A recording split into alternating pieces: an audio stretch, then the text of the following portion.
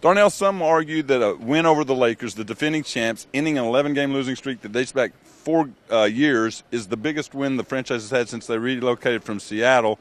But this looked a little bit like a Lakers team already has number 1 seed wrapped up, can't catch the Cavs, didn't bring their A game. Where would you put this win? Because it was big and the crowd got into it and they led by 33 points. I mean, it was one of the best of the season. They led from start to finish. They held the Lakers to 39% shooting, a season low for the Lakers, 75 points. So, granted, they didn't have Andrew Bynum, but still, they were on a 7-game winning streak without Bynum. So I think this has to be one of the best wins of the season. And, of course, you're running tomorrow. Thabo Sefolosha does a great job on Kobe. We haven't looked it up, but 9 turnovers may be near his career high. Only gets 4 field goals the entire night. 11 points, obviously doesn't play in the fourth quarter when the lead's big. But Thabo showed tonight, while he's one of the best defenders in the game, helped the team set the tone, him and Nenad Krstić in the first quarter. What were your opinions of those two guys play tonight? I thought Thabo did an excellent job on Kobe, and that was a season-high tying 9 turnovers for Kobe.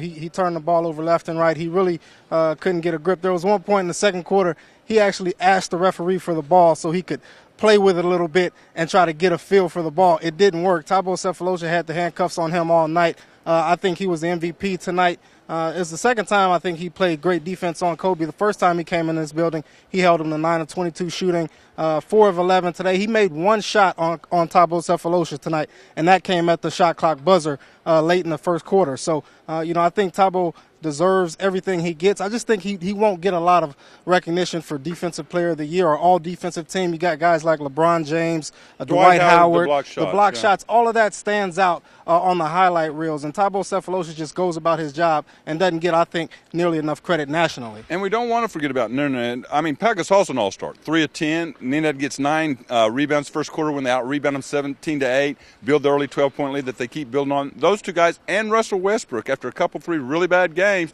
he comes out and sets the tone, knows when to beat, go in there, knows when to pull it out. He has a monster game as well. Talk about both Nenad and Russell's games tonight. Yeah, Nenad, when he's rebounding like that, I mean, the Thunder is tough to beat.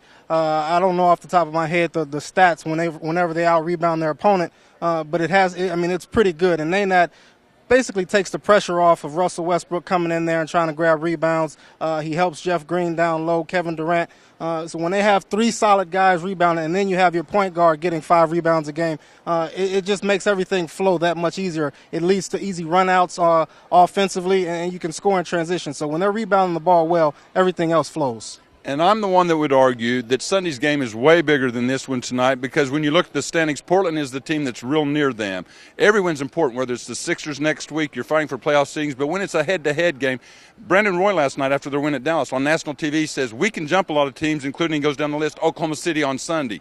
The Thunder, most of them, keep playing it down. It's 1 out of 82. Carlson, though, admits that it's a big game head-to-head because it's a 2-game sweep. How big is Sunday's game, since that's a team you're fighting for to try to make sure they're below you? It's a huge game. I mean, you look at where Portland is right now and where Oklahoma City is in the standings. They're going to have to get some more wins to hold off Portland if they don't want to fall to the 8th seed or even 7th and play, say, a Dallas or Denver. I think if they get 6 or 7, it's pick your poison. You're going to have Dallas, Denver, or Utah. You just don't want to fall to 8 and play the Lakers. Kobe Bryant talked about it in the locker room after the game.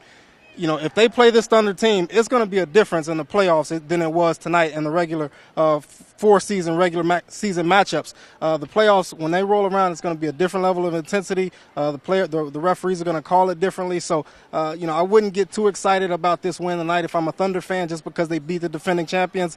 Playoffs are a different ball game. And if they win Sunday night, they also clinch the tiebreaker, so that's another subplot to that game. You're going to write a little bit about Rip City versus Loud City, the two franchises that mirror each other as far as rebuilding. That'll be a big thing. I'm previewing the playoffs in Sunday's Oklahoman. So for more coverage, go to newsok.com and then join us after Sunday night's game in the Ford Center.